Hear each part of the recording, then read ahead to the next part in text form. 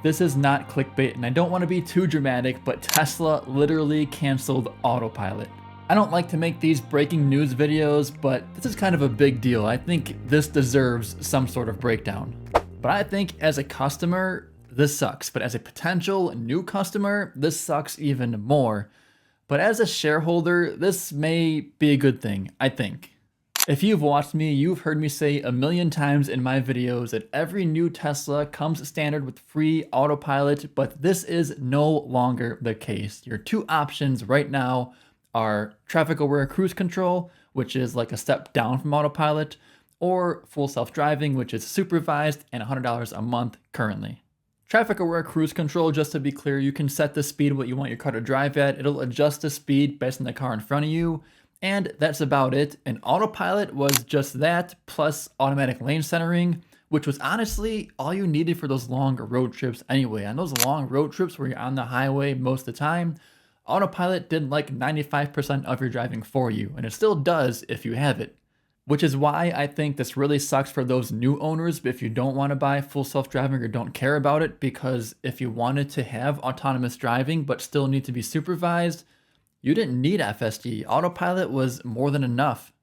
The big argument against autopilot was that Tesla hasn't touched it in like years. It hasn't been updated. It's way behind full self-driving, and that can all be true. And it can also be true that autopilot was good enough because its competition was manual driving, like any other car, any other gas car, where I would take a road trip from here to Chicago and drive manually 2,000 miles, which sounds miserable. If my car can drive 95% of that for me, that's 95% better, and autopilot was that. I think it also sucks for new owners and maybe Tesla as well, because autopilot was a selling point. Like, yeah, they haven't touched it in years because they didn't need to. Yes, it's still supervised. No, it wasn't perfect, although for what it just did, it was close to perfect, but it was definitely way more than good enough. With autopilot already being built out and built into the cars, wouldn't it take Tesla zero time and effort to just keep it like that and keep it free? Like, it would take more time and effort to remove it from the new cars, which is what they're doing. So there has to be some sort of purpose, right? Let's speculate on that a little bit. And this is where I think from the perspective of a shareholder, because in Elon Musk's new comp package, it did say if he has 10 million active FSD subscriptions, he will get that payment. That's one of the milestones for his comp package. And when I saw that, I thought, does this count the people who bought full self-driving outright? And Tesla answered that question just a few days ago by canceling the ability to purchase FSD outright, at least until like 2 weeks from now. I think February 14th, you can purchase it until then. And after that, you can only purchase FSD as a monthly subscription. I think I saw a meme or somebody comment something on one of the posts from Tesla. It was like, you will own nothing and be happy. And that's kind of, you can say that, you know, that's kind of where we're going. Now, on top of the news of canceling autopilot, Elon has also said, quote, I should also mention that the $99 a month for supervised FSD will rise as FSD's capabilities improve. The massive value jump is when you can be on your phone or sleeping for the entire ride, unsupervised FSD. And this, I agree. Unsupervised, as a customer and as a shareholder, I think that is much more valuable. If I can get work done, if I can take a nap, if I can be on my phone, all as opposed to having to pay attention to the road, that's more important to me. That's more valuable. I'd pay more for that. Now, how much more would I pay? I'm not sure. How much more will Tesla charge? They're not sure. Well, maybe they are sure, but they didn't tell us. But I have to imagine, and maybe I'm wrong, but I think there is a population out there that owns Teslas, gets 8 hours of sleep, doesn't be on their phone scrolling Twitter or X all day. And I don't know if for these people, this unsupervised version of FSD will be worth that much more. But I think the majority of people aren't like that. But the point is, as a shareholder, I have to believe the point of all this is to get more people to convert to paying monthly for full self-driving. Every new Tesla comes with an FSD trial, and Tesla has been pushing new owners to try it by offering them demos and showing them what FSD can do. And I had always thought that if it's good enough, it will sell itself. But I think if it's unsupervised, that alone is a reason to buy the car.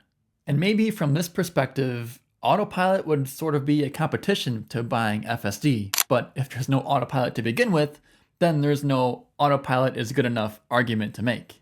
Now I wrote down 3 things that scare me here. The first one I already mentioned, how much will they be charging for unsupervised FSD? Because I'm willing to pay more, like I said, but I don't know how much more.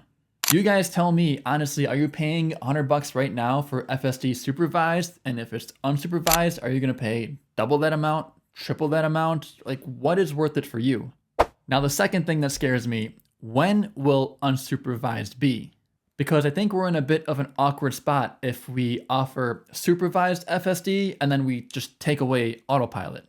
But it has to be soon, right? I mean, there were robotaxis spotted in Austin, Texas today with no drivers. Coincidence? I think not. And then there's questions like, what if it's unsupervised in Texas, but then here in Nevada, because of like rules, regulations, laws, and all of that, it's not unsupervised yet. Like unsupervised in Texas, I still got to pay attention here in Nevada. What price am I paying if the price goes up there? Will my price be the same? Will we all be paying like one same giant price? I think we'll have answers soon, but as of right now, we don't have those answers. And the third thing that scares me from a shareholder perspective as well, I think the competition will have Autopilot and they will probably have it for free. I think like Rivian, Lucid, Ford, any other automaker, if they're going for full self-driving autonomy, even if they don't fully solve autonomous driving, they'll still have some version of what Tesla had with Autopilot. And I know there are people just like me who hate subscriptions. So if you have to subscribe to full self-driving and that's your only option, or you can buy a different car and have Autopilot that is good enough and just pay one time for it, I think that's fair and reasonable competition. But I digress. I'll dial back a little bit, less dramatic. It's not all doom and gloom, because one thing that does excite me as a shareholder especially is that revenue from autonomy is finally coming. We can finally see it. Like, this is what Tesla has been talking about for years and years, and we're finally, it feels like, right around the corner. But back to some sort of doom and gloom here. After the new Roadster reveal, will there be any new vehicles from Tesla? We got the Robotaxi 2, which will be fully autonomous. That'll be sick, but not a driver's car. And honestly, why would Tesla make new models if they're all in on autonomy? They have the 3 and the Y, which are plenty good enough, and their selling point can just be like, these cars can drive themselves, and you don't gotta pay attention. Like, that's a good selling point. Some of the Tesla fanboys may disagree with me here, but I think there will be other companies, other automakers that will solve autonomy other than Tesla.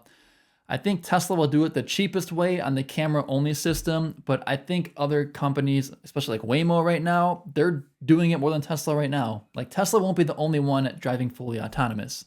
But in a future full of autonomy, if you have the cheapest vehicle to produce that full autonomy, I think you're a clear winner. And I think Tesla agrees, and I think that's what they're going for with all of this here. But there is a lot going on in the Tesla world the past few days. Want to make this video and share it all, get it all out here, and honestly, most importantly, hear your guys' thoughts. Leave a comment down below. Let me know what you think. If you disagree with me, let me know why. I don't respond to all the comments. You guys leave a lot. I love and appreciate that, but I will read all of them because I'm curious, kind of confused, kind of understand, kind of not really, but that's what's going on. So thanks for watching. Let me know if you want more stuff like this. I don't know if I like doing it, but here it is. A lot of breaking news, a lot of stuff changing, but yeah, catch ya in the next one.